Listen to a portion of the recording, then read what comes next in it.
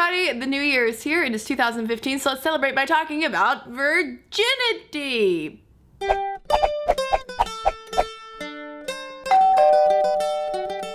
Thanks to everybody for an amazing 2014. I sincerely and truly have so much love and appreciation for you all for watching and for asking and thoughtfully commenting. I am so excited to bring you all new and hopefully better, funnier, wiggier videos. Let's get on to Ask Kristen. Holly Bryden wants to know, what is the average age people lose their virginity, as I'm almost 18 and still haven't had sex? Is this okay or normal? So to answer your first question, what is the average age people lose their virginity?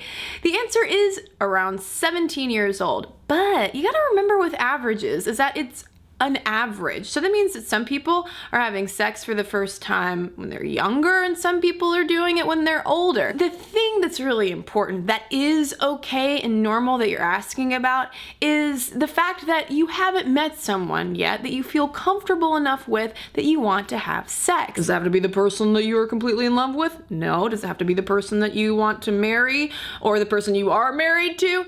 No, but that level of personal comfort is absolutely important and a cornerstone as well of things like sexual consent. The weird thing is how much conflicting value our society, our Western society, and probably even more broadly, has put on this concept of virginity. This whole virginity thing is problematic and downright weird, to use that word again, for a number of reasons. First of all, it establishes a false heteronormative hierarchy of sexual contact, wherein at the top of the pyramid you have penises penetrating vaginas. This is sex. What about oral sex? And what about manual stimulation? Where do hand jobs and fingering fit in on this fake hierarchy of sexual contact that we have built with penis and vagina sex at the very top? Because why? Maybe pregnancy, but aside from pregnancy, when it comes to passion and intimacy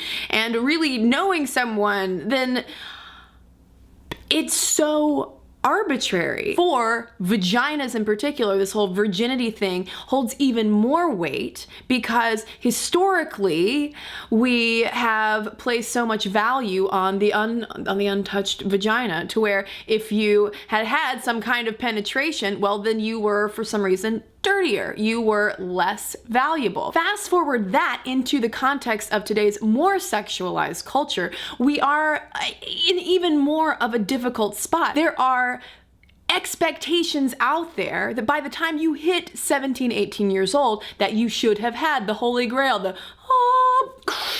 if you haven't, then something's wrong with you. Even if you have, there is still a lot of society that says, oh, well, no, you're just giving it away. We get so many conflicting messages when ultimately the right best time for you, whoever you are, to have sex for the first time is best case scenario when you are ready and wanting to have sex for the first time. Remember, safe sex too, people. The way that we educate younger people about sex, it is highly important for us to dismantle that false hierarchy of sexual contact with vaginal intercourse. I've got to stop making this gesture at the very top, because we are essentially selling them a lie that other kinds of contact aren't actually sex and that they don't matter as much. And I think that opens them up to confusing feelings as well, and perhaps physical and emotional manipulation that could be avoided if we just accept that, hey, there are many different ways to express and enjoy sexuality. It's absolutely normal to not be having sex at the same time that your peers are having sex. And it doesn't mean that there is anything wrong or broken inside of you, and it doesn't mean that you won't have an incredible sex life at some point down the road. It's just not happening right now, and that's totally and completely okay and normal. What is not okay and normal is how we have established this one particular act as the end all be all. I want to know from people watching? Are you in a similar boat as Holly, as the one friend who's not having sex? Or maybe you're a little bit older and you still haven't had sex and it feels like the world is kind of giving you the side eye. Be sure to ask me lots of questions because I've got lots of videos to make for you this coming year. So let me know in the comments below, and you can always tweet me as well at Cristen Conger. Now for a few comments on past videos on do promise rings work?